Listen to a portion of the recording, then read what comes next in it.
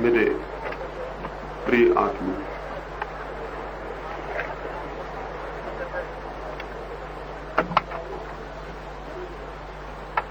ज्ञान शक्ति है।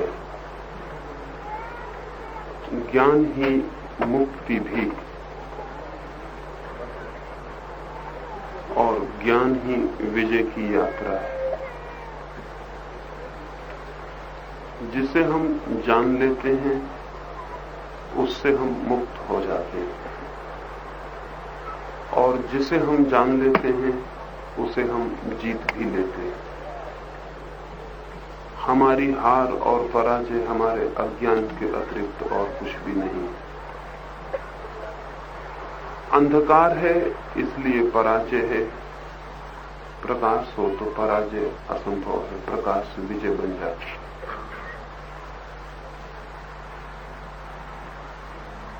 मृत्यु के संबंध में पहली बात आपसे ये कहना चाहूंगा कि मृत्यु से अधिक असत्य और कुछ भी नहीं, लेकिन मृत्यु ही सत्य मालूम होती है। न केवल सत्य मालूम होती है बल्कि जीवन का केंद्रीय सत्य भी वही मालूम होती है। और ऐसा प्रतीत होता है कि सारा जीवन मृत्यु से घिरा हुआ है, और चाहे हम भूल जाते हों, भुला देते हों, लेकिन फिर भी मृत्यु चारों तरफ निकट ही खड़ी रहती है। अपनी छाया से भी ज्यादा अपने पास मृत्यु है। जीवन का जो रूप हमने दिया है वो भी मृत्यु के भय के कारण ही दिया है। मृत्यु के भय ने समाज बनाया है, राष्ट्र बनाए हैं, परिवार बनाए हैं, मित्र इकट्ठे किए। मृत्यु के भय ने धन इकट्ठे करने की दौड़ दी है। मृत्यु के भय ने पदों की आकांक्षा दी है। और सबसे बड़ा आश्चर्य यह है कि मृत्यु के भय ने ही हमारे भगवान और हमारे मंदिर भी खड़े कर दिए। मृत्यु से भयभीत घुटने टेक कर प्रार्थना करते हुए लोग हैं। मृत्यु से भयभीत आकाश की तरफ, परमात्मा की तरफ हाथ जोड़े हुए लोग हैं। और मृत्यु से ज्यादा असत्य कुछ भी नहीं। इसीलिए मृत्यु को सत्य मानकर हमने जो भी जीवन की व्यवस्था की है वो सब भी असत्य हो गई। लेकिन मृत्यु का असत्य हमें कैसे पता चले? ये हम कैसे जान पाएं कि मृत्यु नहीं है? और जब तक हम ये न जान पाएं तब तक हमारा भय भी विलीन नहीं होगा। और जब तक हम ये न जान पाएं कि मृत्यु असत्य है तब तक जीवन हमारा सत्य नहीं हो सकता है। जब तक मृत्यु का भय है तब तक जीवन सत्य नहीं हो सकता है। और जब तक मृत्यु से हम डरे हुए कप रहे हैं तब तक जीवन को जीने की क्षमता भी हम नहीं जुटा सकते। जीवन को केवल वही जी सकता है जिसके सामने से मृत्यु की छाया विदा और विलीन हो गई। कपता हुआ मन कैसे जिएगा? डरा हुआ मन कैसे जिएगा? और मौत जब प्रतिपल आती हुई मालूम पड़ती हो तो हम कैसे जिए?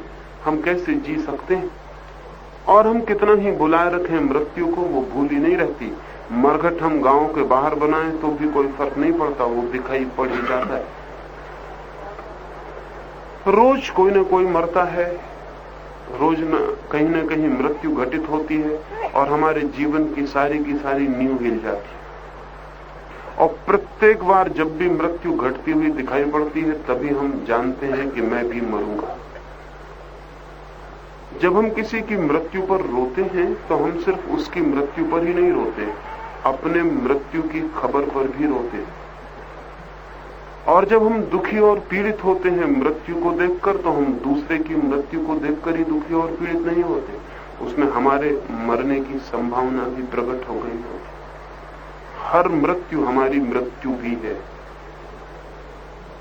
और ऐसे जब तक हम घिरे रहें तब तक हम कैसे जी सकेंगे? तब तक जीना असंभव है। तब तक हमें जीवन का पता भी नहीं चल सकता, न उसके आनंद का, न उसके सौंदर्य का, न उसके रस का। तब तक जीवन का जो परम सत्य है परमात्मा, उसके मंदिर के द्वार पर भी हम नहीं पहुंच सकते। मृत्यु के भय ने एक तरह के मंदिर निर्मित किए हैं, वे परमात्मा के मंदिर नहीं। और मृत्यु के भय से एक तरह की प्रार्थनाएं निर्मित हुई हैं, वे भी परमात्मा की प्रार्थनाएं नहीं। परमात्मा के मंदिर पर तो वो पहुंचता है जो जीवन के आनंद से परिपूरित हो जाता है, और परमात्मा की सीढ़ियां जीवन के सौंदर्य और जीवन के रस से भरी हुई हैं, और परमात्मा के द्वार की घंटियां सिर्फ उनके लिए बजती हैं जो सब तरह के भय से मुक्त होकर अभय हो जाते हैं।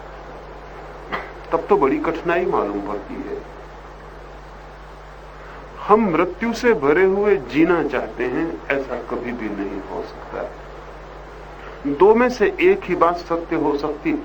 ध्यान रहे, यदि जीवन सत्य है तो मृत्यु सत्य नहीं हो सकती, और अगर मृत्यु सत्य है तो जीवन सिर्फ एक सपना होगा, एक झूठ, वो सत्य नहीं हो सकता है। ये दोनों बातें एक साथ होनी असंभव है, लेकिन हमने इन दोनों बातों को एक साथ पकड़ रखा है। ऐसा भी लगता है कि हम जीते हैं और ऐसा भी लगता है कि हम मरेंगे। मैंने सुना है किसी दूर पहाड़ की तलहटी के पास एक फकीर का निवास। बहुत लोग उसके पास बहुत सी बातें पूछने चले जाते थे।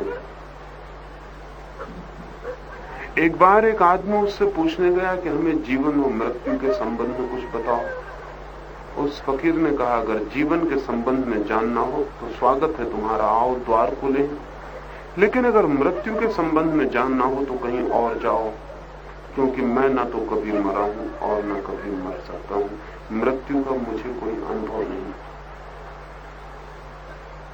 अगर मृत्यु के संबंध में जानना है तो उनसे पूछो जो मर चुके, उनसे पूछो जो मर गए हैं। लेकिन तब वो फकीर हंसने लगा। उसने कहा कि उनसे तुम पूछो कि जो मर ही चुके हैं, उनसे पूछने का भी तो उपाय नहीं। और उस फकीर ने यह भी कहा कि अगर तुम मुझसे ये पूछो कि किसी मरे हुए का पता ठिकाना दे दूं तो भी मैं नहीं दे सकता, क्योंकि जब से मुझे ये पता चला है कि मैं नहीं मर सकता हूं, तब से मुझे ये भी पता चल गया है कि कोई कभी नहीं मरता है। कोई मरा ही नहीं है, उस फकीर ने कहा। कैसे हम माने उसकी बात? हम तो रोज किसी को मरते देखते हैं, रोज मृत्यु घटित होती है। मृत्यु बड़ा सत्य है, प्राणों को छेद कर दिखाई पड़ता है। आंखें बंद करें कितनी ही तो भी दिखाई पड़ता है। कितने ही भागें और बचें, वो तो हमें घेर ही लेती है। इस सत्य को कैसे झुठला दें? कुछ लोग झुठलाने की कोशिश भी करते हैं। कुछ लोग मृत्यु से भय के कारण ही ये मान लेते हैं कि आत्मा अमर है। सिर्फ भय के कारण, जानते नहीं है, सिर्फ मान लेते हैं। कुछ लोग रोज सुबह उठ के ये दोहरा रहे हैं मंदिरों में बैठकर, मस्जिदों में बैठकर कि आत्मा अमर है, आत्मा कभी नहीं मरती है, आत्मा अमर है। और वे इस भ्रम में है कि शायद बार बार दोहराने से आत्मा अमर हो जाएगी, और शायद वे इस ख्याल में है कि बार बार दोहराने से मौत को झूठा किया जा सकता है। मौत झूठी नहीं होती दोहराने से, मौत तो सिर्फ जानने से झूठी हो सकती। ध्यान रहे, ये बहुत आश्चर्य की बात है कि हम जिस बात को दोहराते हैं उससे विपरीत को हम सदा स्वीकार करते हैं। जब एक आदमी कहता है कि मैं अमर हूं, आत्मा अमर है, और इसको दोहराता है, तब इस बात का पता देता है कि भीतर वो जानता है कि मैं मरूंगा और मुझे मरना पड़ेगा। अगर वो ये जानता है कि मैं मरूंगा नहीं, तो अब इस बात को दोहराने की कोई भी जरूरत नहीं। इसे सिर्फ दोहराता वही है जो डरा हुआ है।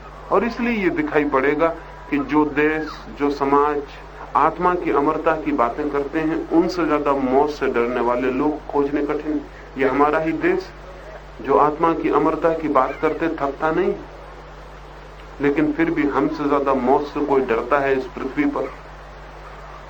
हमसे ज्यादा मौत से कोई भी नहीं डरता है। इन दोनों बातों में कैसे तालमेल बैठेगा? आत्मा को जो अमर मानते हैं, उनके गुलाम होने की कभी संभावना है? वे मर सकेंगे, मरने के लिए तैयार रहेंगे, क्योंकि वे जानते हैं कि मृत्यु है ही नहीं। जो जानते हैं कि जीवन अमर है, आत्मा अमर है, वे पहले चांद पर उतरेंगे, वे पहले एवरेस्ट पर चढ़ेंगे, वे पहले प्रशांत महासागर की गहराइयों में उतरेंगे? नहीं, हम उनमें से नहीं। ना हम एवरेस्ट की चोटी पर चढ़ते, ना हम चांद पर उतरते, ना हम पैसिफिक महासागर की गहराइयों में जाते, और हम आत्मा को अमर मानने वाले लोग। हम असल में इतने डरते हैं मृत्यु से कि उसी डर के कारण हम आत्मा अमर है इसको भी दोहराते रहते हैं। और हमें यह भ्रम है कि शायद बार बार दोहराने से जो हम दोहरा रहे हैं वो सच हो जाएगा। दोहराने से कोई भी बात सच नहीं हो सकती। मृत्यु नहीं है ऐसा दोहराने से मृत्यु नहीं हो जाएगी। मृत्यु को जानना पड़ेगा कि क्या है, मृत्यु का साक्षात्कार करना पड़ेगा कि मृत्यु क्या है। मृत्यु को आंखों के सामने खड़ा करना पड़ेगा, देखना पड़ेगा, जीना पड़ेगा, मृत्यु से पहचान करनी पड़ेगी। और हम सब तो मृत्यु की तरफ पीठ करके भागते रहते हैं, तो मृत्यु को देख कैसे सकेंगे? हम तो सब मृत्यु की तरफ आंख बंद कर लेते हैं। बाहर कोई मरता हो, रास्ते पर किसी की लाश निकलती हो, तो मां अपने बेटे को घर के भीतर बंद कर लेती और कहती बाहर मत जाओ, कोई मर गया। मरघट इसलिए गांव के बाहर बनाते ताकि वो बार बार दिखाई ना पड़े, मौत सामने सामने ना आ जाए। अगर किसी से मरने की बात करो तो वो कहेगा ये बातें मत करिए। एक सन्यासी के साथ में कुछ दिन तक ठहरा हुआ है। वे सन्यासी रोज आत्मा की अमरता की बात चलाते थे। मैंने उनसे कहा कभी आप ये भी सोचते हैं कि आपके मरने का दिन करीब आ रहा है? उन्होंने कहा कि ऐसी अपशगुन की बातें मत करिए, ये बात ही मत करिए, ये बात करनी ठीक नहीं है। मैंने उनसे कहा जो आदमी कहता है आत्मा अमर है, उसे मृत्यु की बात में अपशगुन दिखाई पड़े तब तो बड़ी गड़बड़ होगी। मृत्यु की बात में तो उसे कोई भी भय और कोई अपशगुन और कोई बुराई नहीं दिखाई पड़नी चाहिए, क्योंकि मृत्यु तो उसके लिए है ही नहीं। उन्होंने कहा कि हां आत्मा अमर है, और फिर भी मैं मृत्यु की बाबत कुछ बात करने की इच्छा नहीं रखता हूं। ऐसी बेकार की बातें नहीं करनी चाहिए, ऐसी खतरनाक बातें नहीं करनी चाहिए। हम सब भी यही कर रहे हैं और मृत्यु की तरफ पीठ करके भागे हुए। मैंने सुना है एक गांव में एक बार एक आदमी को एक बड़ा पागलपन सवार हो गया। एक रास्ते से गुजर रहा था, भरी दोपहरी थी, अकेला रास्ता था, निर्जन था। तेजी से चल रहा था कि निर्जन में कोई डर ना हो जाए। हालांकि डर वहां हो भी सकता है जहां कोई और हो, जहां कोई भी नहीं है वहां डर का क्या उपाय हो सकता है। लेकिन हम वहां बहुत डरते हैं जहां कोई भी नहीं होता। असल में हम अपने से ही डरते हैं, और जब हम अकेले रह जाते हैं तो बहुत डर लगने लगता है। हम अपने से जितना डरते हैं उतना किसी से भी नहीं डरते हैं। इसलिए कोई साथ हो, कोई भी साथ हो, तो भी डर कम लगता है, और बिल्कुल अकेले रह जाए तो बहुत डर लगने लगता है। वो आदमी अकेला था और डर गया और भागने लगा, और सन्नाटा था, सुनसान था, दोपहर थी, कोई भी ना था। जब वो तेजी से भागा तो उसे अपने ही पैरों की आवाज पीछे से आती हुई मालूम पड़ी, और वो डरा कि शायद कोई पीछे है। फिर उसने डरे हुए चोरी की आंख से पीछे झांक के देखा तो एक लंबी छाया उसकी पीछा कर रही थी। वो उसकी अपनी ही छाया थी, लेकिन ये देख के कि कोई लंबी छाया पीछे पड़ी हुई है, वो और भी तेजी से भागा। फिर वो आदमी कभी रुक नहीं सका मरने के पहले, क्योंकि वो जितनी तेजी से भागा, छाया उतनी तेजी से उसके पीछे भागी। फिर वो आदमी पागल हो गया होगा। लेकिन पागलों को पूजने वाले भी मिल जाते हैं। जब वो गांव से भागता हुआ निकलता और लोग देखते कि वो भागा जा रहा है, तो लोग समझते कि वो बड़ी तपश्चर्या में रहता है, वो कभी रुकता नहीं। वो सिर्फ रात के अंधेरे में रुकता था, जब छाया खो जाती थी तब वो सोचता था कि अब कोई पीछे नहीं। सुबह हुई और वो भागना शुरू कर देता था। फिर तो बाद में उसने रात में भी रुकना बंद कर दिया। उसे ऐसा समझ में आया कि जब तक मैं विश्राम करता हूं, मालूम होता है जितना दूर भाग के दिन भर में मैं दूर निकलता हूं, उतनी देर में छाया फिर वापस आ जाती, सुबह में फिर मेरे पीछे हो जाती। तब उसने रात भी रुकना बंद कर दिया। फिर वो पूरा पागल हो गया। फिर वो खाता भी नहीं, पीता भी नहीं, भागते हुए लाखों की भीड़ उसको देखती, फूल फेंकती। कोई राह चलते उसके हाथ में रोटी पकड़ा देता, कोई पानी पकड़ा देता। उसकी पूजा बढ़ती चली गई, लाखों लोग उसका आदर करने लगे, लेकिन वो आदमी पागल होता चला गया और अंततः वो आदमी एक दिन गिरा और मर गया। गांव के लोगों ने जिस गांव में वो मरा था उसकी कब्र बना दी, एक वृक्ष के नीचे छाया में। और उस गांव के एक बूढ़े फकीर से उन्होंने पूछा कि हम इसकी कब्र पर क्या लिखें। तो उस फकीर ने एक लाइन उसके कब्र पे लिख दी, किसी गांव में किसी जगह वो कब्र अब भी है, हो सकता है कभी आपको उस जगह से निकलना हो तो पढ़ लेना।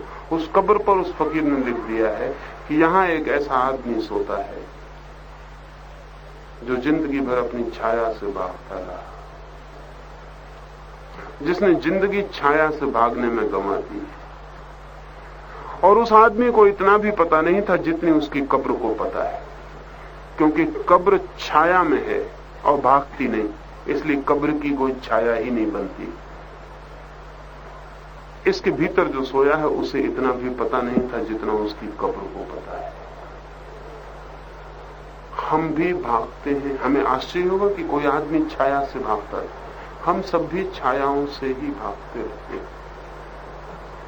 और जिससे हम भागते हैं वही हमारे पीछे पड़ जाता है, और जितने तेजी से हम भागते हैं उसकी दौड़ भी उतनी ही तेज हो जाती है, क्योंकि वह हमारी ही छाया है। मृत्यु हमारी ही छाया है, और अगर हम उससे भागते रहे तो हम उसके सामने कभी खड़े होकर पहचान न पाएंगे वो क्या है। काश वो आदमी रुक जाता और पीछे लौट कर देख लेता, तो शायद अपने पर हंसता और कहता कैसा पागल हूं, छाया से भागता हूं। अब छाया से कोई भागे तो कभी भी भाग नहीं सकता, और छाया से कोई लड़े तो कभी भी जीत नहीं सकता। इसका यह मतलब नहीं कि छाया बहुत ताकतवर है, उससे हम जीत नहीं सकते। इसका केवल इतना मतलब है कि छाया है ही नहीं, उससे जीतने की कोई बात ही नहीं उठती। जो नहीं है उससे जीता नहीं जा सकता। इसीलिए लोग मृत्यु से हारते चले जाते हैं, क्योंकि मृत्यु केवल जीवन की छाया है। जब जीवन चलता है तो छाया भी चलती है उसके पीछे। वो जीवन के पीछे बनने वाली शैडो है, और हम कभी लौट के नहीं देखना चाहते कि वो क्या है। तो हम कई बार दौड़ दौड़ के थक थक के गिर चुके हैं, बहुत बार। इस तट पर आप पहली ही बार आए होंगे ऐसा नहीं, और बहुत बार भी आ चुके होंगे। ये तट न रहा होगा, कोई और तट रहा होगा, ये शरीर न रहा होगा, कोई और शरीर रहा होगा, लेकिन दौड़ यही रही होगी, पैर यही रहे होंगे, भाग यही रही होगी। वही मृत्यु से डरते हुए हम अनेक जीवन जी लेते और फिर भी नहीं पहचान पाते और नहीं देख पाते। और हम इतने भयभीत और इतने डरे हुए लोग हैं कि जब मौत सामने आती है, जब वो पूरी छाया हमें घेरती, तब हम डर के कारण बेहोश हो जाते। कोई भी आदमी साधारणतः मरते क्षण होश में नहीं रहता। अगर होश में एक बार रह जाए तो फिर मृत्यु का भय उसके लिए सदा के लिए विलीन हो जाए। अगर वो एक दफा देख ले कि मरना यानी क्या, मरने में होता क्या है, तो फिर दोबारा उसे मृत्यु का भय न रहे, क्योंकि मृत्यु ही ना रहे। और ऐसा नहीं है कि वो मृत्यु पर विजय पा ले, विजय तो उस पे पाते हैं जो हो। सिर्फ जानने से ही मृत्यु मिट जाती है, विजय पाने को कुछ शेष नहीं रह जाता। लेकिन हम भी बहुत बार मरे, लेकिन जब भी मरे हैं तब बेहोश हो गए हैं। जैसा कि डॉक्टर या सर्जन ऑपरेशन करता है तो ऑपरेशन के पहले बेहोशी की दवा दे देता है, ताकि आपको पता न चले कि तकलीफ हो रही, पीड़ा हो रही। मरने से हम इतने डरे हुए लोग हैं कि मरते वक्त हम स्वेच्छा से ही बेहोश हो जाते हैं, मरने के थोड़ी देर पहले ही बेहोश हो जाते हैं। बेहोशी में ही मरते हैं, फिर बेहोशी में ही नया जन्म हो जाता है। न हम मृत्यु को देख पाते, न जन्म को देख पाते, और इसलिए हम कभी भी नहीं समझ पाते कि जीवन शाश्वत है। मृत्यु और जन्म बीच में आए हुए पड़ाव से ज्यादा नहीं, जहां हम वस्त्र बदल लेते हैं या घोड़े बदल लेते हैं। पुराने जमानों में रेलगाड़ियां न थी, लोग घोड़ों की गाड़ियों से यात्रा करते थे। तो एक गांव से दूसरे गांव जाते थे, फिर वहां घोड़े बदल लेते थे, क्योंकि घोड़े थक जाते, घोड़े बदल के वापस कर देते, दूसरे घोड़े उस तरह से ले लेते, फिर आगे के गांव में घोड़े बदल लेते। लेकिन उन घोड़े बदलने वालों को ऐसा नहीं लगता था कि हम मर गए, हमारा फिर जन्म हुआ। क्योंकि वे होश में बदलते थे। लेकिन कभी कभी ऐसा भी होता था कि कोई घोड़े वाला शराब पी के और यात्रा करता था, तो जब घोड़े तो बदल जाते थे, जैसे ही घोड़ा बदलता था, जब वो फिर गौर से देखता था तो वो कहता है ये सब बदल गया, ये सब दूसरा हो गया। मैंने सुना है कि कभी कोई शराब पीने वाले घुड़सवार ने ये भी कहा था कि कहीं मैं भी तो नहीं बदल गया, ये वो घोड़ा नहीं है, ये वो घोड़ा नहीं मालूम होता जिस पे मैं था, तो मैं कहीं दूसरा आदमी तो नहीं हो गया। जन्म और मृत्यु सिर्फ वाहन बदलने के स्थान है, जहां पुराना वाहन छोड़ दिया जाता, थके घोड़े छोड़ दिए जाते और ताजे घोड़े ले लिए जाते हैं। लेकिन ये दोनों कृत्य हमारे बेहोशी में हो जाते हैं, और जिसका जन्म और मृत्यु बेहोशी में, उसका जीवन भी होश में नहीं हो सकता। उसका जीवन भी करीब करीब अर्ध बेहोशी में, अर्ध मूर्छित गुजर जाता है। तो मैं क्या कहना चाहता हूं? मैं ये कहना चाहता हूं कि मृत्यु को देखना जरूरी है, जानना जरूरी है, उसे पहचानना जरूरी, लेकिन ये तो जब मरेंगे तब हो सकता है। मैं जब मरूंगा तब देख सकूंगा, फिर अभी क्या उपाय है? और जब कोई मरेगा तब अगर देख सकेगा तो फिर समझना कि उपाय ही नहीं, क्योंकि वो बेहोशी हो जाएगा मरते वक्त। हाँ, अभी एक उपाय है, अभी हम स्वेच्छा से मृत्यु में प्रवेश का प्रयोग कर सकते हैं। और मैं आपसे कहना चाहता हूं, ध्यान या समाधि और कुछ भी नहीं। ध्यान और समाधि स्वेच्छा से मृत्यु के अनुभव में प्रवेश, जो शरीर के छूटने पर एक दिन अपने आप घटित होगी घटना, वो हम अभी भी अपनी स्वेच्छा से शरीर को भीतर छोड़कर हट जा सकते हैं और जान सकते हैं कि मृत्यु हो गई, मृत्यु गुजर गई। हम मृत्यु का आज भी, इस रात भी साक्षात्कार कर सकते हैं, क्योंकि मृत्यु की घटना का कुल इतना मतलब है कि हमारा शरीर और हमारी आत्मा एक उस यात्रा पर भेद को अनुभव कर लें जहां बैलगाड़ी छूट जाती है और यात्री आगे निकल जाता है। मैंने सुना है शेख फरीद के पास कभी एक आदमी गया और उस आदमी ने पूछा कि सुनते हैं हम कि जब मंसूर के हाथ काटे गए, पैर काटे गए, तो मंसूर को कोई तकलीफ न हुई, लेकिन विश्वास नहीं आता। पैर में कांटा गड़ जाता है तो तकलीफ होती है, हाथ पैर काटने से तकलीफ न हुई होगी। ये सब कपोल कल्पित कहानियां मालूम होती हैं। और उस आदमी ने कहा, ये भी हम सुनते हैं कि जब जीसस को सूली पर लटकाया गया तो वे जरा भी दुखी न हुए, और जब उनसे कहा गया कि अंतिम कुछ प्रार्थना करनी हो तो कर सकते हो, तो सूली पर लटके हुए, कांटों से छिदे हुए, हाथों में खीलों से बिधे हुए, लहू बहते हुए, उस नंगे जीसस ने अंतिम क्षण में जो कहा वो विश्वास के योग्य नहीं है। उस आदमी ने कहा, जीसस ने ये कहा कि क्षमा कर देना इन लोगों को, क्योंकि ये नहीं जानते कि ये क्या कर रहे हैं। ये वाक्य आपने भी सुना होगा, और सारी दुनिया में जीसस को मानने वाले लोग निरंतर इसको दोहराते हैं। ये वाक्य बड़ा सरल है। जीसस ने कहा कि इन लोगों को क्षमा कर देना परमात्मा, क्योंकि ये नहीं जानते ये क्या कर रहे हैं।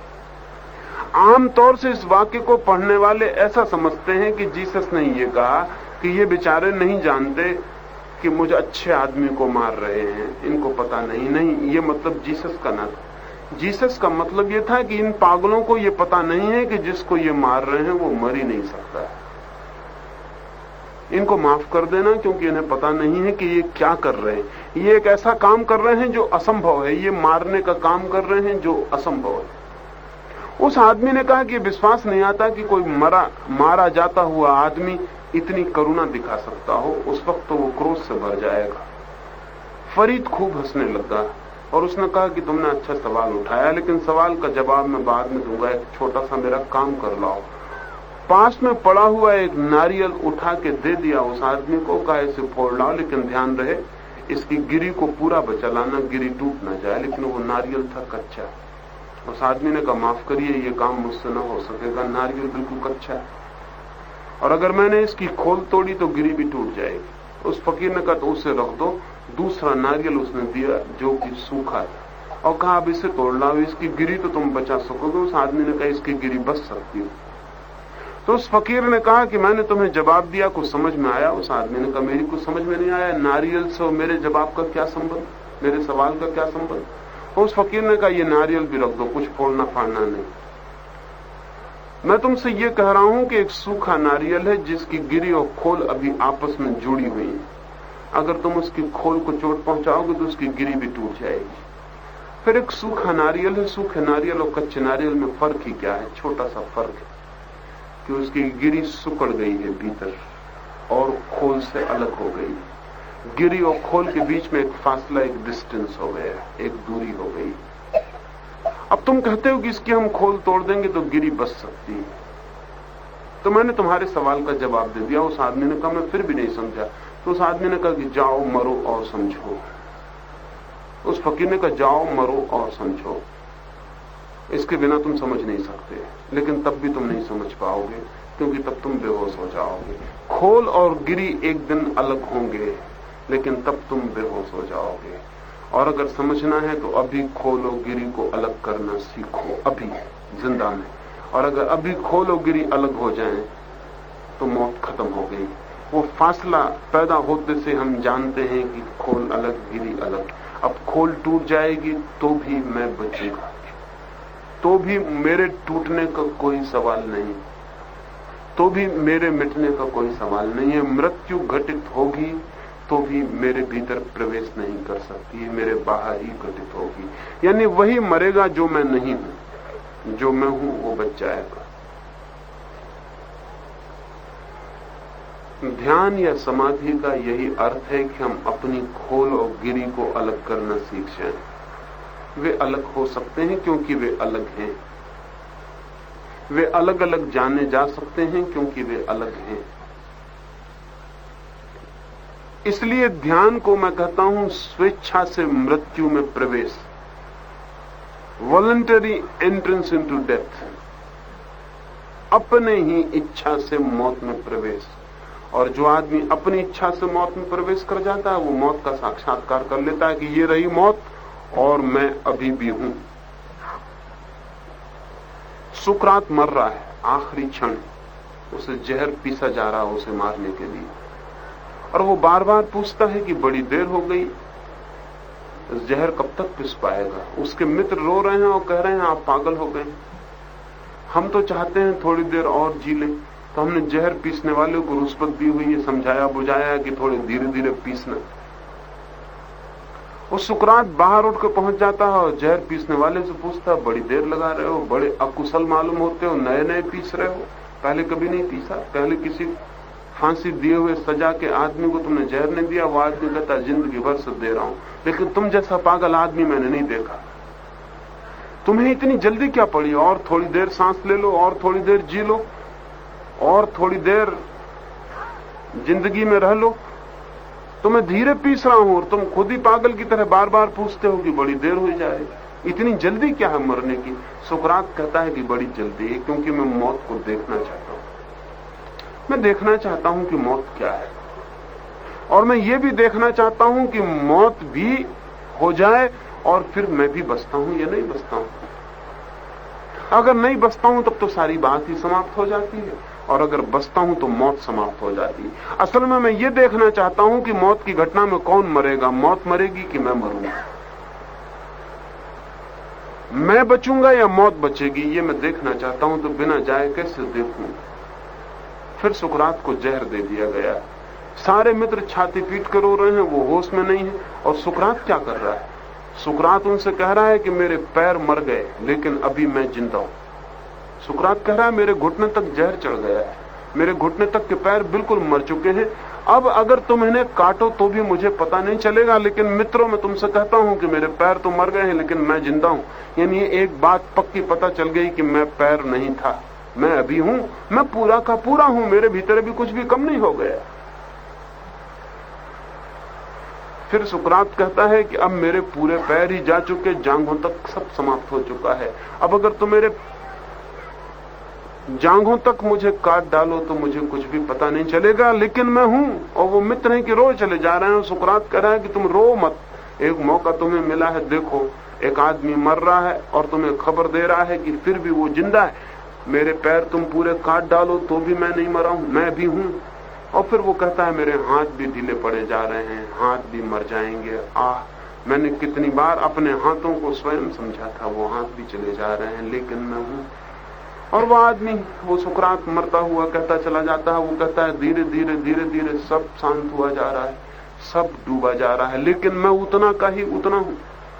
और सुकरात कहता हो सकता है थोड़ी देर बाद मैं तुमको खबर देने को न रह जाऊं, लेकिन तुम ये मत समझना कि मैं मिट गया, क्योंकि जब इतना शरीर मिट गया और मैं नहीं मिटा, तो थोड़ा शरीर और मिट जाएगा, तब भी मैं क्यों मिटूंगा? हो सकता है मैं तुम्हें खबर न दे सकूं, क्योंकि खबर शरीर के द्वारा ही दी जा सकती, लेकिन मैं रहूंगा। और फिर वो आखिरी क्षण कहता है कि शायद आखिरी बात तुमसे कह रहा हूं, जीभ मेरी लड़खड़ा गई है और अब इसके आगे मैं एक शब्द नहीं बोल सकूंगा, लेकिन मैं अभी भी कह रहा हूं कि मैं हूं। वो आखिरी वक्त तक ये कहता हुआ मर गया है कि मैं हूं। ध्यान में भी धीरे धीरे ऐसे ही भीतर प्रवेश करना पड़ता है, और धीरे धीरे एक एक चीज छूटती चली जाती, एक एक चीज से फासला पैदा होता चला जाता है, और फिर वो घड़ी आ जाती है कि लगता है कि सब दूर पड़ा है, जैसे तट पर किसी और की लाश पड़ी होगी ऐसा लगेगा, और मैं हूं, और शरीर वो पड़ा है, और फिर भी मैं हूं, और अलग और भिन्न और बिल्कुल दूसरा। जैसे ही ये अनुभव हो जाता है, हमने मृत्यु का साक्षात्कार कर लिया जीते हुए, फिर अब मृत्यु से हमारा कोई संबंध कभी नहीं होगा। मृत्यु आती रहेगी, लेकिन तब वो पड़ाव होगी, वस्त्र का बदलना होगा, जहां हम नए घोड़े ले लेंगे और नए शरीरों पर सवार हो जाएंगे और नई यात्रा पर निकलेंगे, नए मार्गों पर, नए लोकों में, लेकिन मृत्यु हमें मिटा नहीं जाएगी। इस बात का पता साक्षात्कार से ही हो सकता है, एनकाउंटर से ही हो सकता है। हमें जानना ही पड़ेगा, हमें गुजरना ही पड़ेगा, और मरने से हम इतने डरते हैं, इसलिए हम ध्यान भी नहीं कर पाते। मेरे पास कितने लोग आते हैं, वो कहते हैं हम ध्यान नहीं कर पाते। अब मैं उनसे क्या कहूं कि उनकी असली तकलीफ और है। असली तकलीफ उनके मरने का डर है, और ध्यान मरने की एक प्रक्रिया है। ध्यान में हम वहीं पहुंच जाते हैं, पूरे ध्यान में, जहां मरा हुआ आदमी पहुंचता है। फर्क सिर्फ एक होता है कि मरा हुआ आदमी बेहोश पहुंचता है, हम होश में पहुंच जाते हैं, बस इतना ही फर्क होता है। मरे हुए आदमी को पता नहीं होता कि क्या हो गया, खोल कैसे टूट गई और गिरी बच गई, और हमें पता होता है कि गिरी अलग हो गई और खोल अलग हो गई। तो जो लोग भी ध्यान में नहीं जा पाते हैं, उनके न जाने का बुनियादी कारण मृत्यु का भय है और कोई भी कारण नहीं। और जो व्यक्ति भी मृत्यु से डरे हुए हैं, वे कभी समाधि में प्रवेश नहीं कर सकते।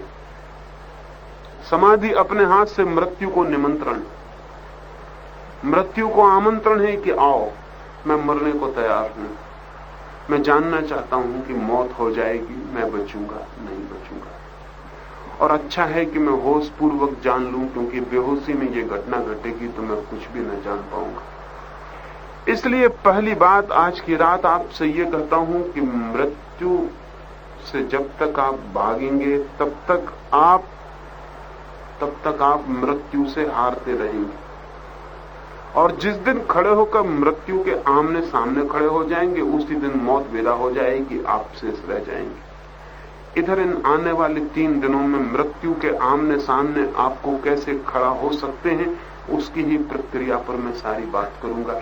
इन 3 दिनों में आशा करूंगा कि बहुत से लोग मरना जान लेंगे, मर सकेंगे, और अगर यहां मर सके इस तट पर, और ये तट बहुत अद्भुत, इस तट पर उस आदमी के पैर पड़े जिसने किसी युद्ध में ये कहा था, अर्जुन को कहा था कृष्ण ने कि तू फिक्र मत कर और डर मत, तुम मरने मारने से मत डर, क्योंकि मैं तुझसे कहता हूं न कोई मरता है न कोई मारता है, ना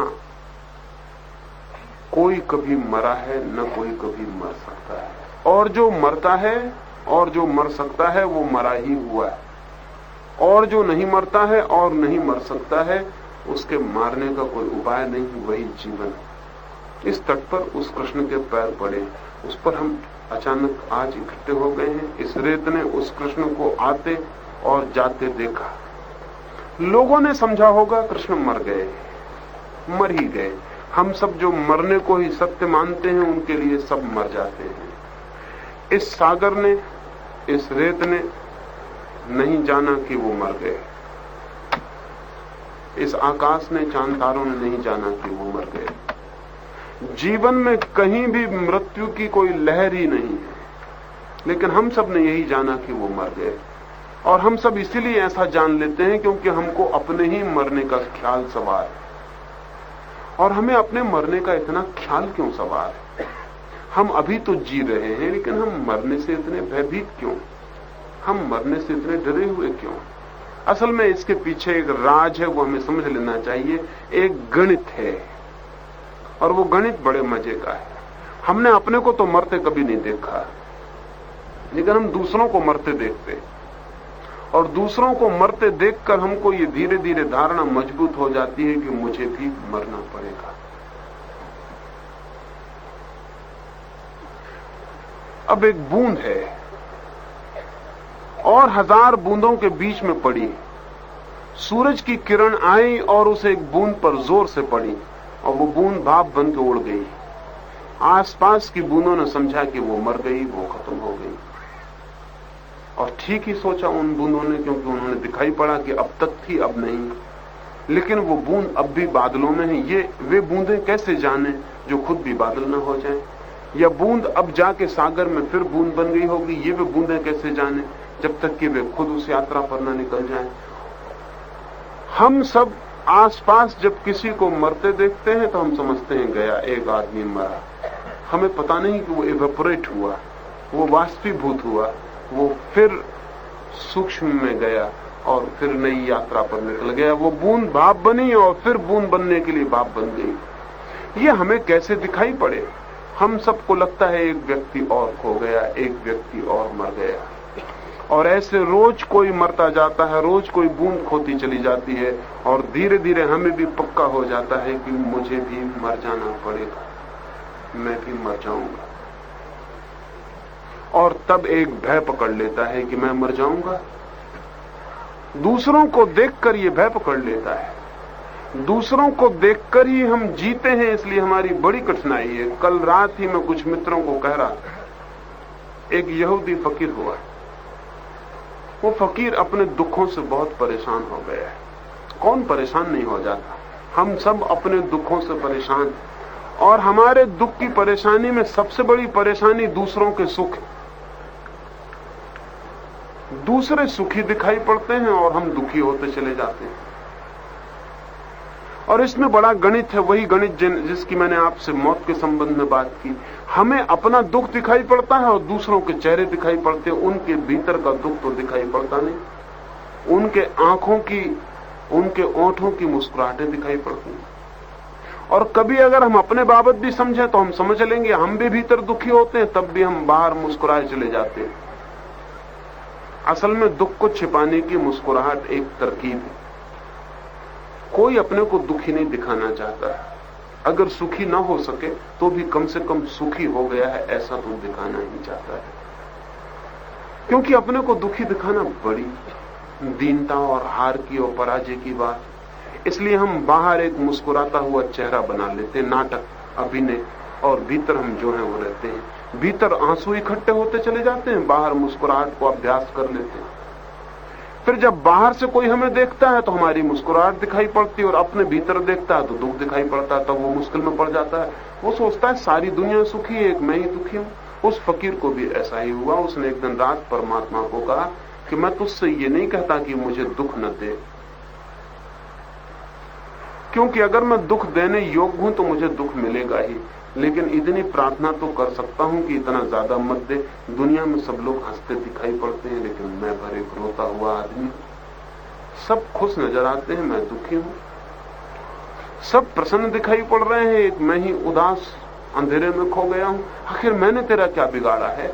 एक कृपा कर, मुझे किसी भी दूसरे आदमी का दुख दे दो, मेरा दुख उसे दे दे, बदल दे किसी से भी, तो भी मैं राजी हो जाऊंगा। रात वो सोया, उसने एक सपना देखा। सपने में उसने देखा एक बहुत बड़ा भवन है, और उस भवन में लाखों खूंटियां लगी हैं, और लाखों लोग चले आ रहे हैं, और प्रत्येक आदमी अपने अपने पीठ पर दुखों की एक गठरी बांधे हुए। दुखों की गठरी देख के वो बहुत डर गया, क्योंकि उसे बड़ी हैरानी मालूम पड़ी, जितनी उसकी गठरी है दुखों की, वो भी अपनी दुखों की गठरी टांगे हुए।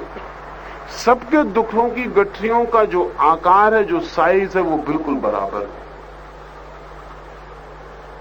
मगर वो बड़ा हैरान हुआ, ये पड़ोसी तो उसका रोज मुस्कुराता दिखता था, और सुबह जब उससे पूछता था कि कहो कैसे हाल है, तो वो कहते था बड़ा आनंद है, ओके, कहता सब ठीक है। तो ये आदमी भी इतने दुखों का बोझ लिए चला आ रहा है। उसमें नेता भी उतना ही बोझ लिए हुए हैं, अनुयायी भी उतना ही बोझ लिए हुए हैं, उसमें गुरु भी उतना ही बोझ लिए हुए हैं, शिष्य भी उतना ही बोझ लिए हुए हैं, उसमें सभी उतना बोझ लिए हुए चले आ रहे हैं, ज्ञानी और अज्ञानी, और अमीर और गरीब, और बीमार और स्वस्थ, सबके बोझ की गठरी बराबर है। वो बहुत हैरान हो गया, आज पहली दफा गठरियां दिखाई पड़ी, अब तक तो चेहरे दिखाई पड़ते। फिर उस भवन में एक जोर की आवाज गूंजी कि सब लोग अपने अपने दुखों को खूंटियों पर टांग दें। इसने भी जल्दी से अपना दुख खूंटियों पर टांग दिया। सारे लोगों ने जल्दी की है अपना दुख टांगने की। कोई एक क्षण अपने दुख को अपने ऊपर रखना नहीं चाहता। टांगने की मौका मिले तो हम जल्दी से टांग ही देंगे। और तभी एक दूसरी आवाज गूंजी कि अब जिसको जिसकी गठरी चुनना हो वो चुन ले। तो हम सोचेंगे कि उस फकीर ने जल्दी से किसी और की गठरी चुन ली होगी। नहीं, ऐसी भूल उसने नहीं की। वो भागा घबरा के अपनी ही गठरी को उठाने के लिए कि कहीं और कोई पहले ना उठा ले, अन्यथा मुश्किल में पड़ जाए, क्योंकि गठरियां सब बराबर थीं। अब उसने सोचा कि अपनी गठरी ठीक, कम से कम परिचित दुख तो है उसके भीतर, दूसरी की गठरियों के भीतर पता नहीं कौन से अपरिचित दुख है। परिचित दुख फिर भी कम दुख है, जाना माना पहचाना। घबराहट में दौड़ कर अपनी गठरी उठा ली कि कोई और दूसरा मेरी ना उठा ले। लेकिन जब उसने घबराहट में उठा के चारों तरफ देखा तो उसने देखा सारे लोगों ने दौड़ के अपनी उठा ली है, किसी ने भी किसी की नहीं उठाई। उसने पूछा कि इतनी जल्दी क्यों कर रहे हो अपनी उठाने को? उन्होंने कहा हम डर गए, अब तक हम यही सोचते थे कि सारे लोग सुखी हैं, हम ही दुखी। उसने जिससे पूछा उस भवन में, उन्होंने यही कहा हम यही सोचते थे सारे लोग सुखी, हम तो तुम्हें भी सुखी समझते थे, तुम भी तो रास्ते पर मुस्कुराते हुए निकलते थे। हमने कभी सोचा न था कि तुम्हारे भीतर भी इतनी गठरे होंगे दुख। उस फकीर ने पूछा आपने अपने क्यों उठा लिए, बदल क्यों ना लिए? उन्होंने कहा हम सबने प्रार्थना की थी भगवान से आज रात कि हम अपनी गठरियां बदलना चाहते हैं दुख की, मगर हम डर गए। हमें ख्याल भी ना था कि सबके दुख बराबर हो सकते हैं। फिर हमने सोचा अपना ही उठा लेना अच्छा है, पहचानता है, परिचित। और नए दुखों में कौन पड़े, पुराने दुख धीरे धीरे आदि भी तो हो जाते हैं उनके। उस रात किसी ने भी किसी की गठरी न चुनी। फकीर की नींद टूट गई। उसने भगवान को धन्यवाद दिया कि तेरी बड़ी कृपा है कि मेरा ही दुख मुझे वापस मिल गया, अब मैं कभी ऐसी प्रार्थना न करूंगा। असल में एक गणित है, दूसरे के चेहरे हमें दिखाई पड़ते हैं और अपनी असलियत दिखाई पड़ती है, और तब बड़ी भूल हो जाती है। जिंदगी और मृत्यु के संबंध में भी वही भूल का गणित काम कर रहा है। दूसरे मरते दिखाई पड़ते हैं, आपने अपने को तो मरते कभी नहीं जाना। दूसरों की मृत्यु दिखाई पड़ती है और भीतर उनके कुछ बचता है या नहीं बचता हमें कुछ पता नहीं चलता। और जब हम मरते हैं तब हम बेहोश हो जाते हैं, इसलिए मृत्यु अपरिचित रह जाती है। इसलिए जरूरी है कि हम अपनी स्वेच्छा से मृत्यु में उतरे, और एक बार जो मृत्यु के दर्शन कर लेता है वो मृत्यु से मुक्त हो जाता है, मृत्यु का विजेता हो जाता है। विजेता कहना बेकार है, क्योंकि कुछ बचते ही नहीं जीतने को। मृत्यु असत्य हो जाती है, मृत्यु रहती ही नहीं। जैसे कोई आदमी 2-2 जोड़ के 5 लिख दे और फिर कल उसको समझ में आ जाए कि 2-2 4 हैं, तो वो क्या कहेगा ये कि मैंने 5 को जीत के 4 बना दिया। वो कहेगा कि जीत का सवाल ही ना था, 5 थे ही नहीं, 5 मेरा भूल थी, मेरा भ्रम था, गलत था मेरा हिसाब। हिसाब तो 4 ही था, मैं 5 समझ रहा था, वो मेरी भूल थी, भूल दिख गई, बात खत्म हो गई। फिर क्या वो आदमी ये कहेगा कि मैं 5 से कैसे छुटकारा पाऊं, क्योंकि अब 2-2 4 हो रहे हैं, लेकिन 5 मैंने जोड़े थे, अब मैं उससे कैसे मुक्त हूं? वो आदमी पूछने नहीं आएगा मुक्ति के लिए, क्योंकि जैसे ही दिख गया 2-2 4 हैं, बात खत्म हो गई, 5 रहे ही ना, मुक्त किससे होना है?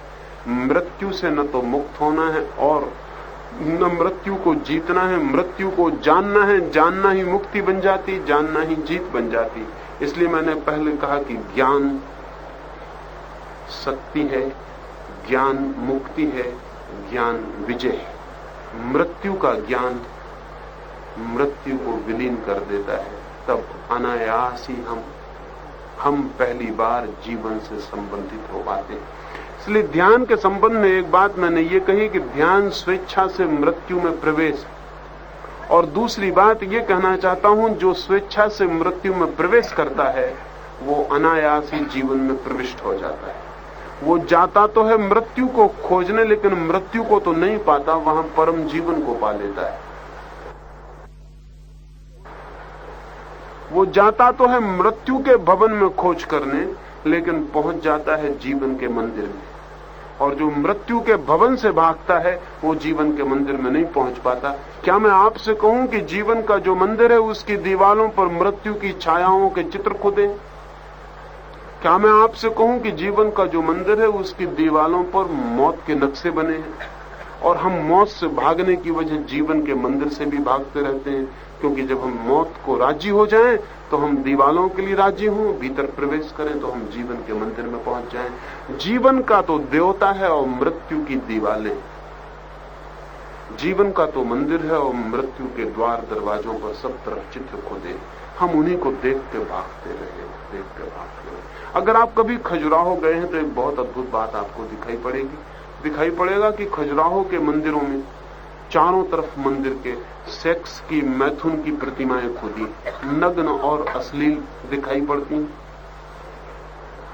अगर कोई आदमी उनको देखकर ही भाग जाए तो भीतर के मंदिर के परमात्मा तक नहीं पहुंच पाएगा। भीतर परमात्मा की प्रतिमा और बाहर काम की, वासना की, मैथुन की सारी प्रतिमाएं खुदी। बड़े अद्भुत लोग थे जिन्होंने खजुराहो के मंदिर बनाए होंगे। उन्होंने जीवन की एक गहरी बात खोल दी। उन्होंने कहा कि बाहर दीवार पर तो सेक्स है, अगर दीवार से ही भाग गए तो ब्रह्मचर्य को कभी उपलब्ध ना हो गए, लेकिन ब्रह्मचर्य भीतर है। और अगर दीवालों के भीतर प्रवेश कर गए तो ब्रह्मचर्य को भी उपलब्ध हो जाओ। और बाहर की दीवालों पर तो संसार है, और अगर संसार से ही भागते रहे तो परमात्मा तक कभी ना पहुंच पाओगे, क्योंकि संसार की दीवालों के भीतर जो बैठा है वो परमात्मा। ठीक वही मैं आपसे कहता हूं, कहीं ना कहीं हमें किसी गांव में एक मंदिर बनाना चाहिए जिसकी दीवालों पर तो मौत हो और भीतर जीवन का देवता बैठा हो। ऐसा ही सत्य है। लेकिन हम मौत से भागते हैं तो जीवन के देवता से भी वंचित रह जाते हैं। तो मैं ये दोनों बातें एक साथ कहता हूं। स्वेच्छा से मृत्यु में प्रवेश ध्यान है, और जो स्वेच्छा से मृत्यु में प्रवेश करता है वो जीवन को उपलब्ध हो जाता है। यानी जो मृत्यु का साक्षात्कार करने जाता है अंततः पाता है कि मृत्यु तो विलीन हो गई है और जीवन से आलिंगन हो गया है। बड़ी उल्टी बातें हैं, बड़ा उल्टा मालूम पड़ता है। मृत्यु को खोजने जाएं और जीवन मिल जाए, लेकिन उल्टा नहीं। मैं वस्त्र पहने हुए हूं, अगर मुझे खोजने आएंगे तो पहले तो मेरे वस्त्र ही मिलेंगे, वस्त्र मैं नहीं हूं।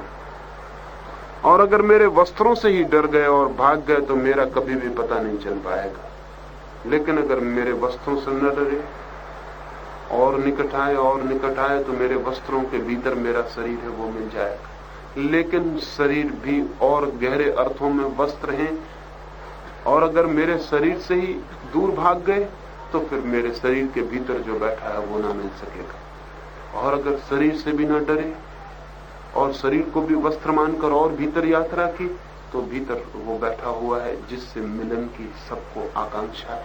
कैसा मजा है, शरीर की दीवार है और आत्मा का देवता भीतर विराजमान है। मैटर पदार्थ की दीवार है और भीतर परमात्मा चेतना विराजमान है। ये उल्टी बातें हैं, दीवार पदार्थ की और देवता जीवन का। अगर इसे ठीक से समझ लें तो मृत्यु की दीवार है और जीवन का देवता है। ऐसे ही कई बार चित्रकार चित्र बनाता है, अगर सफेद रंग उभारना हो तो काले रंग की चारों तरफ पृष्ठभूमि दे देता है। काले रंग की पृष्ठभूमि में सफेद रेखाएं उभर के दिखाई पड़ने लगती हैं। अगर कोई काले से डर जाए तो वो सफेद तक पहुंच ही ना पाए, लेकिन उसे पता नहीं कि काला सफेद को उबार जाता है। जैसे कि गुलाब में कांटे लगे हुए हैं और फूल खिला हुआ है, अगर कोई कांटों से डर जाए तो फूल तक कभी भी न पहुंच पाए। भागता रहे कांटों से तो फिर फूल से भी वंचित रह जाए। लेकिन जो कांटों के लिए राजी हो जाए और पास पहुंच जाए और डर छोड़ दे, वो हैरान हो जाता है कि कांटे सिर्फ फूल की रक्षा है, सिर्फ उसकी बाहर की दीवार बना रहे हैं, रक्षा की दीवार, बीच में फूल खिला है। और कांटे फूल में दुश्मनी नहीं,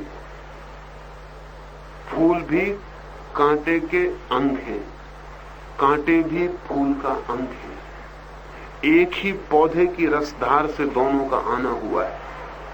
जिसे हम जीवन कह रहे हैं वो जीवन, और जिसे हम मृत्यु कह रहे हैं वो मृत्यु, दोनों एक ही महाजीवन के अंग हैं। दोनों एक ही महाजीवन के अंग हैं। मैं श्वास ले रहा हूं, एक श्वास बाहर जाती है, एक श्वास भीतर आती है। जो श्वास बाहर आती है वही फिर थोड़ी देर में भीतर, जो भीतर जाती है वही थोड़ी देर में बाहर हो जाती है। श्वास का आना जीवन है, श्वास का जाना मृत्यु है, लेकिन दोनों एक ही महाजीवन के कदम, दायां और बायां, और दोनों साथ साथ चलते रहते हैं। जन्म एक कदम है, मृत्यु दूसरा कदम। लेकिन अगर हम देख पाए, उतर पाए भीतर, तो महाजीवन का दर्शन हो जाता है। इधर इन 3 दिनों में ध्यान का जो प्रयोग हम करने जा रहे हैं वो मृत्यु में प्रवेश का प्रयोग है। उसके बहुत से पहलुओं के संबंध में मैं आपसे बात करूंगा। अभी आज रात पहले दिन के जो हम प्रयोग में बैठेंगे उस संबंध में थोड़ी सी बातें समझा दूं।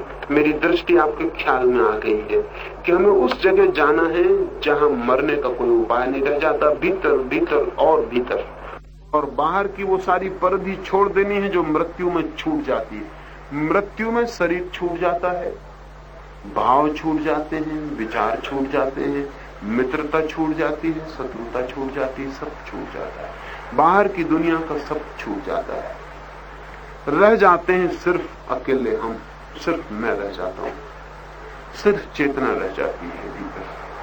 तो ध्यान में भी हमें सब छोड़कर मर जाना है और सिर्फ उतना ही रह जाए, मैं जानता हुआ दृष्टा मात्र रह जाऊं भीतर, तो मृत्यु घटित हो जाएगी। और इन 3 दिन के निरंतर प्रयोग में अगर अपने को छोड़ा और मरने की हिम्मत दिखाई तो वो घटना घट जाएगी जिसको समाधि कहते हैं। ये ध्यान रहे, समाधि शब्द बड़ा अद्भुत है। ध्यान की परिपूर्णता को भी समाधि कहते हैं, और कोई आदमी मर जाता तो उसकी कब्र को भी समाधि कहते हैं। कभी ख्याल किया? इन दोनों को समाधि कहते हैं। असल में इन दोनों में राज है, रहस्य, मिला हुआ अर्थ। असल में जो आदमी समाधि को उपलब्ध होता है उसका शरीर कब्र ही रह जाता और कुछ नहीं रह जाता। फिर वो जानता है कि भीतर कोई और ही है, बाहर तो सिर्फ घेरा है। जिससे कोई आदमी मर जाता हम उसकी कब्र बना देते हैं और कहते हैं समाधि है। लेकिन वो समाधि दूसरे बनाएंगे, और इसके पहले कि दूसरे हमारी समाधि बनाएं, अगर हम ही अपनी समाधि बना सकें तो जीवन में वो घटना घट जाती है जिसके लिए हम प्यासे। दूसरों को समाधि बनाने का मौका तो मिलेगा ही, लेकिन ये हो सकता हम अपनी समाधि ना बना पाए। अगर हम अपनी समाधि बना लें तो फिर सिर्फ शरीर ही मरेगा, मेरे मरने का कोई सवाल ही नहीं। मैं कभी भी न मरा हूं न मर सकता हूं। कोई भी कभी नहीं मरा है न मर सकता है।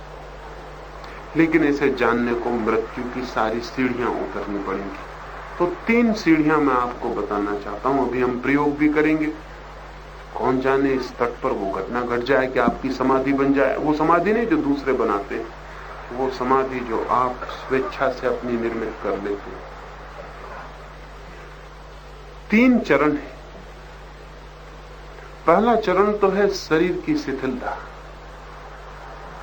शरीर का रिलैक्सेशन।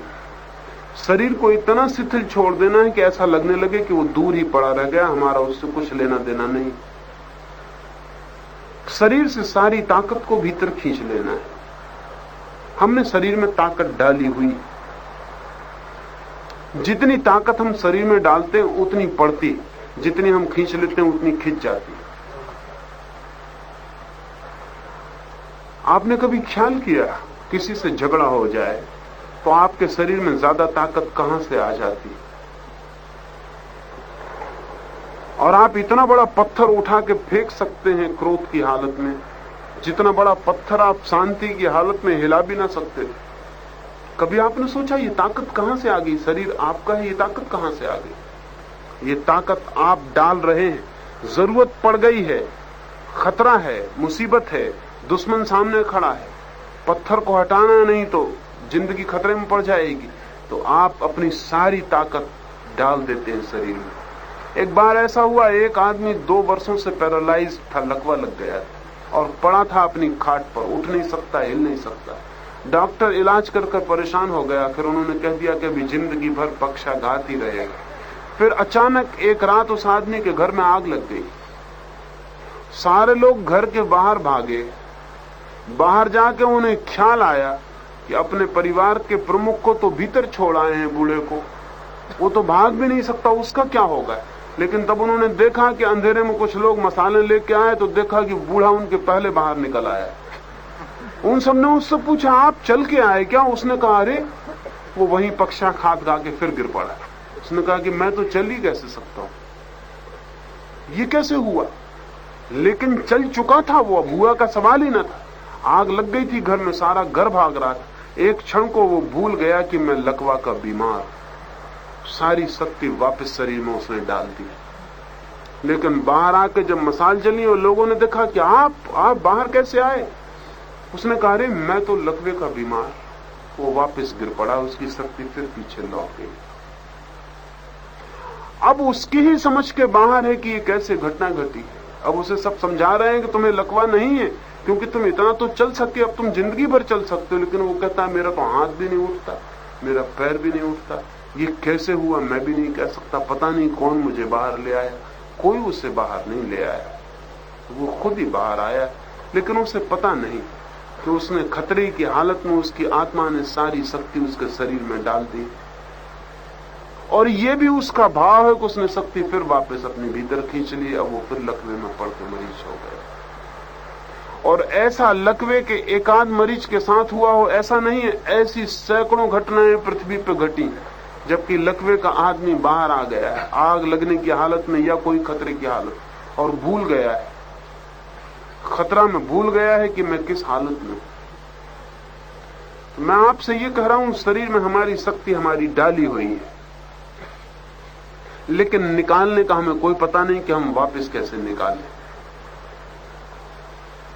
रात इसीलिए हमें आराम मिल जाता है कि अपने आप शक्ति वापस चली जाती है भीतर, और शरीर शिथिल होकर पड़ जाता है। सुबह हम फिर ताजे हो जाते हैं।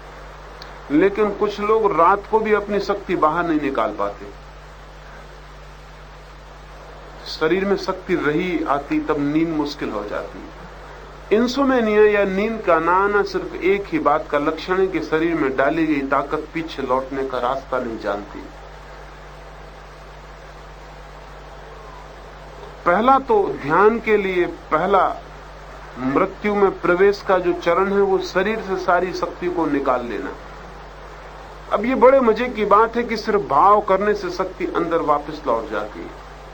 अगर थोड़ी देर तक कोई मन में ये भाव करता रहे कि मेरी शक्ति अंदर वापस लौट रही है और शरीर शिथिल होता जा रहा है, तो वो पाएगा कि शरीर शिथिल हो गया, शिथिल हो गया, शिथिल हो गया, और शरीर उस जगह पहुंच जाएगा कि खुद ही अपना हाथ उठाना चाहे तो नहीं उठा सकेगा, सब शिथिल हो जाएगा। ये हमारा भाव है जो हम शरीर से वापस खींच सकते हैं। तो पहली तो बात है शरीर से सारे प्राण का भीतर वापस पहुंच जाना। तो शरीर खोल की तरह पड़ा रह जाएगा और बराबर ऐसा दिखाई पड़ेगा कि नारियल में फासला पड़ गया, हम अलग हो गए और शरीर की खोल बाहर पड़ी है वस्त्रों की भांति। फिर दूसरी बात है श्वास को शिथिल छोड़ना। श्वास और गहरे में हमारे प्राण को पकड़े हुए है। इसलिए श्वास के टूटते ही आदमी मर जाता है। श्वास और गहरे में हमें शरीर से जोड़े हुए, श्वास शरीर और आत्मा के बीच सेतु है, वहीं से हम बंधे हैं। इसलिए श्वास को हम प्राण कहते हैं।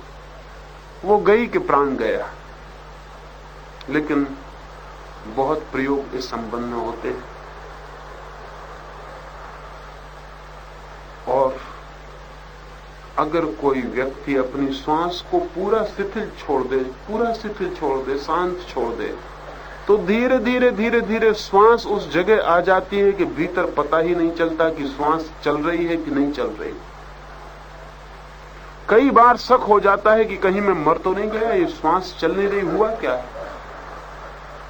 श्वास इतनी शांत हो जाती है कि पता ही नहीं चलता कि चल रही है कि नहीं चल रही। और अगर एक क्षण के लिए भी श्वास ठहर जाती है, ठहराना नहीं है, क्योंकि जिसने ठहराया उसकी श्वास कभी नहीं ठहरेगी। ठहराया तो श्वास बाहर निकलने की कोशिश करेगी, अगर बाहर रोका तो भीतर जाने की कोशिश करेगी। इसलिए मैं कह रहा हूं, अपनी तरफ से कुछ नहीं करना, सिर्फ शिथिल छोड़ते जाना है, शांत शांत शांत।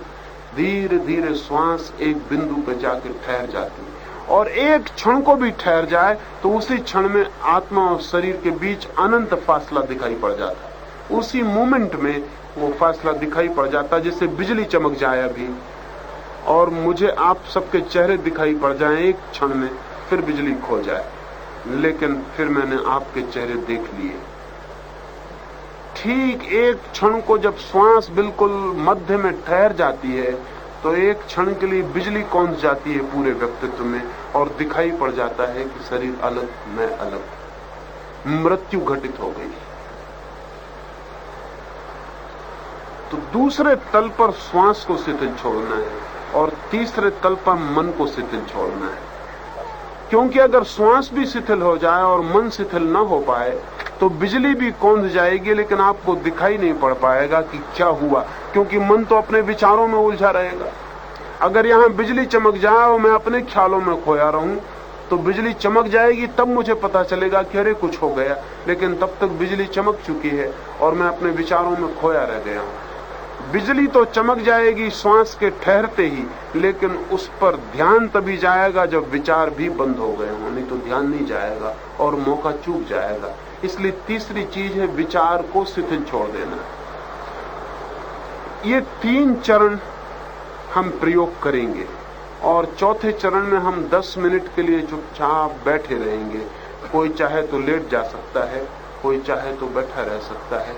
लेटना ही सरल पड़ेगा और इतना अच्छा तट है, इसका ठीक उपयोग किया जा सकता है। तो सारे लोग जगह बना लें और लेट सके। किसी को बैठना ठीक लगता है वो बैठा रह सकता है, लेकिन बैठा हुआ व्यक्ति अगर बाद में गिरने लगे तो अपने को रोकेगा नहीं, क्योंकि जब शरीर बिल्कुल शिथिल होगा तो आप गिर सकते हैं, और अगर उसे रोकने में लग गए तो शरीर पूरा शिथिल नहीं हो पाएगा।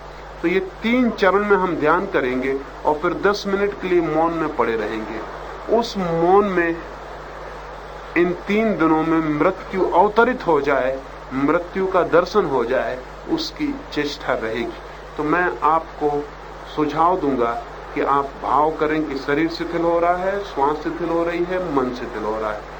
फिर मैं चुप हो जाऊंगा, अंधेरा यहां कर दिया जाएगा, फिर आप अपनी जगह 10 मिनट चुपचाप पड़े रह जाएंगे। जो भी भीतर हो रहा हो उसे देखते हुए मौन में ठहर जाएंगे।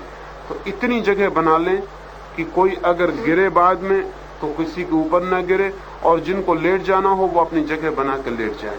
ये प्रकाश बंद कर दें।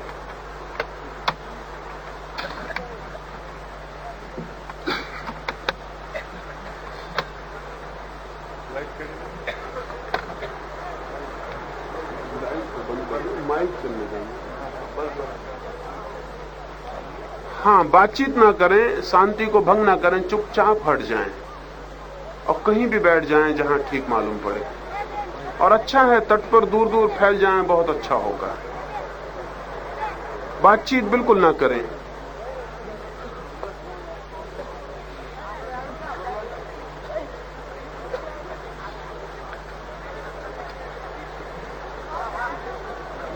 बातचीत की कोई जरूरत नहीं है, अपनी अपनी जगह बैठ जाएं या दूर हट जाएं।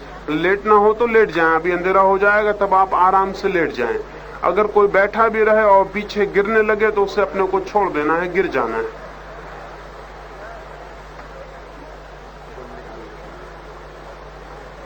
हाँ, जल्दी कर लें, ज्यादा समय न खोएं।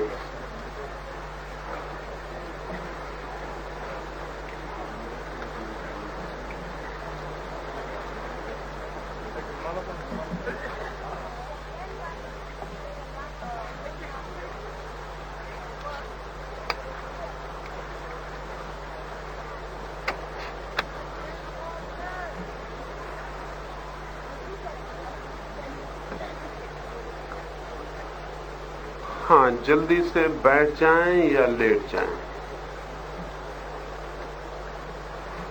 उचित यही होगा कि चुपचाप रेत पर लेट जाएं।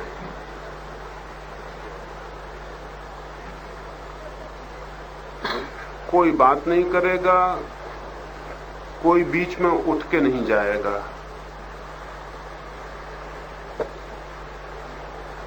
हाँ, बैठ जाएं, जो जहां है वहीं बैठ जाएं या लेट जाएं। आंख बंद कर लें।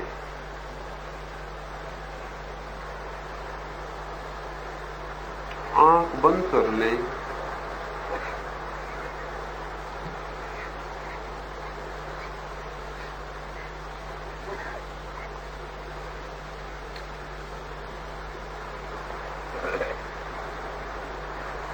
आंख बंद कर लें और शरीर को शिथिल छोड़ दें, ढीला छोड़ दें। फिर मैं सुझाव देता हूं, मेरे साथ अनुभव करें। जैसे जैसे अनुभव करेंगे शरीर और शिथिल होता जाएगा और शिथिल होता जाएगा। फिर शरीर बिल्कुल शिथिल होकर पड़ जाएगा, जैसे उसमें कोई प्राण न रहे। अनुभव करें, शरीर शिथिल हो रहा है और ढीला छोड़ते जाएं, ढीला छोड़ते जाएं।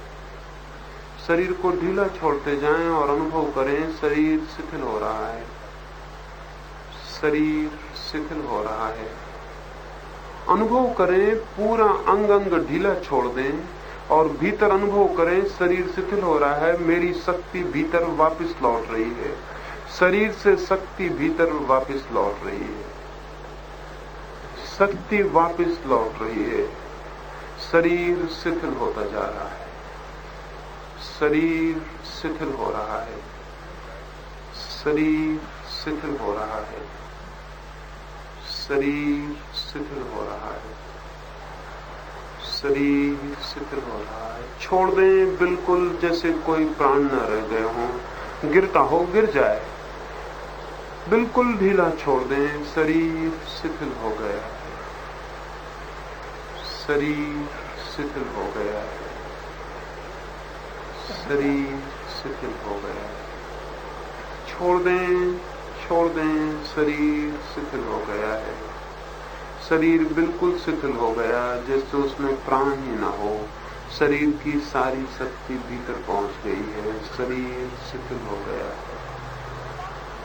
शरीर शिथिल हो गया, शरीर शिथिल हो गया, शरीर शिथिल हो गया, शरीर शिथिल हो गया है। छोड़ दें, बिल्कुल छोड़ दें, जैसे शरीर रहा ही नहीं, हम भीतर सरक गए हैं। शरीर शिथिल हो गया, शरीर शिथिल हो गया, शरीर शिथिल हो गया। श्वास शांत होती जा रही है, श्वास को भी ढीला छोड़ दें, बिल्कुल ढीला छोड़ दें। अपने आप आए जाए, ढीला छोड़ दें। रोकना नहीं है, धीमी नहीं करनी है, सिर्फ शिथिल छोड़ दें। जितनी आए आए, जाए जाए। श्वास शिथिल हो रही है, श्वास शांत हो रही है, ऐसा भाव करें। श्वास शांत होती जा रही है, श्वास शांत और शिथिल होती जा रही है, श्वास शांत और शिथिल होती जा रही है, श्वास शिथिल होती जा रही है, श्वास शिथिल होती जा रही है, श्वास शांत होती जा रही है, श्वास शांत होती जा रही है, श्वास शांत हो गई, श्वास शांत हो गई, श्वास शांत हो गई। अब मन को भी शिथिल छोड़ दें और भाव करें विचार शांत होते जा रहे हैं, विचार शांत होते जा रहे हैं, विचार शांत होते जा रहे हैं, विचार शांत होते जा रहे हैं, विचार शांत होते जा रहे हैं, विचार शांत।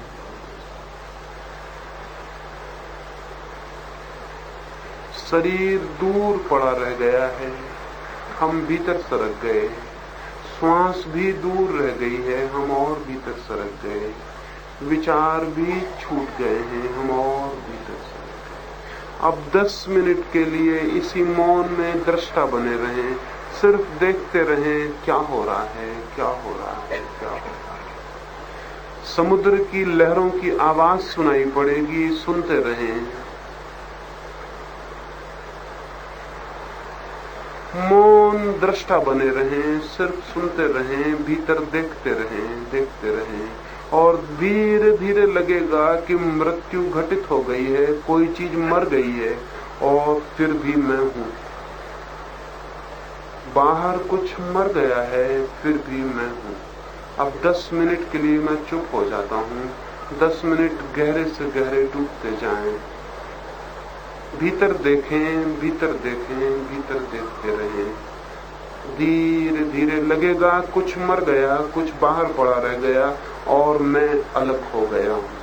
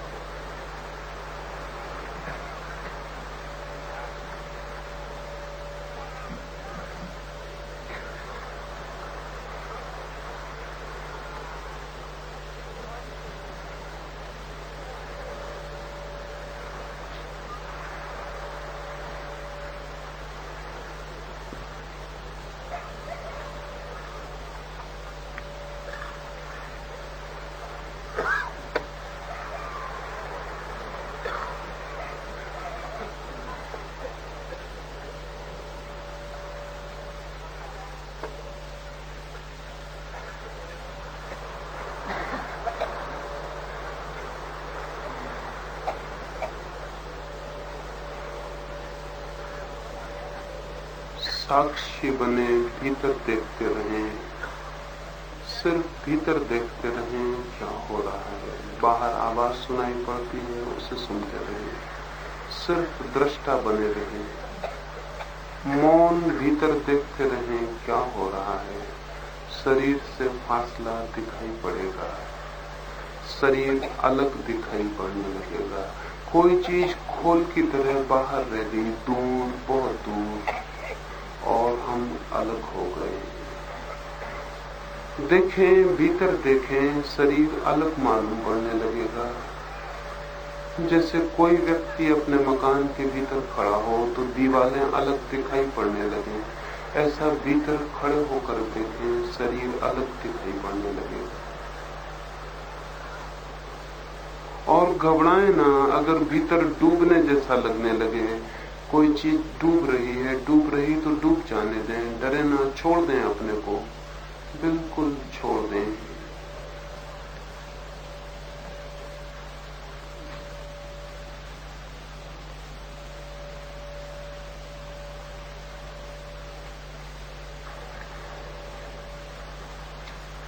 शांत देखते रहें, धीरे धीरे शरीर से फासला बढ़ता चला जाएगा, स्पष्ट लगेगा शरीर अलग, मैं अलग।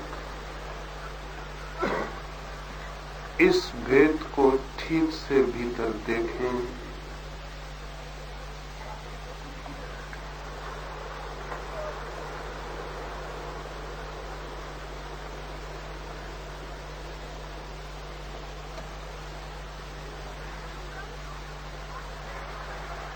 मन शांत होता चला जाएगा, मन शांत होता चला जाएगा, मन शांत होता चला जाएगा, मन धीरे धीरे बिल्कुल शून्य हो जाएगा।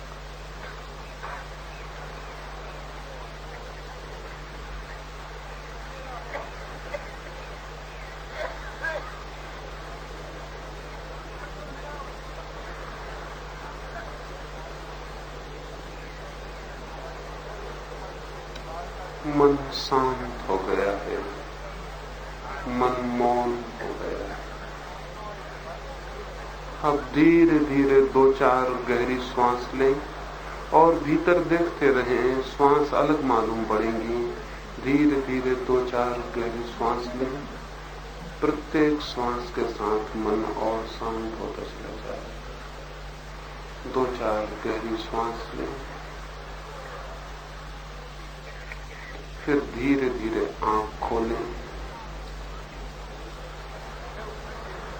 आहिस्ता से आंख खोलें, धीरे धीरे आंख खोलें। ये प्रयोग हमने यहाँ समझने के लिए किया। जो शिविरार्थी आए हुए हैं उनसे मैं प्रार्थना करूंगा कि रात को इस चांदनी रात में कहीं भी समुद्र के तट पर चले जाएं और आधा घंटा इस प्रयोग को एकांत में करें। सुबह की बैठक में प्रश्नोत्तर होंगे, जिन्हें जो प्रश्न पूछने हो वो सुबह लिखित दे देंगे, और सुबह की बैठक सबके लिए खुली हुई नहीं रहेगी। सुबह की बैठक सिर्फ शिविरार्थियों के लिए रहेगी।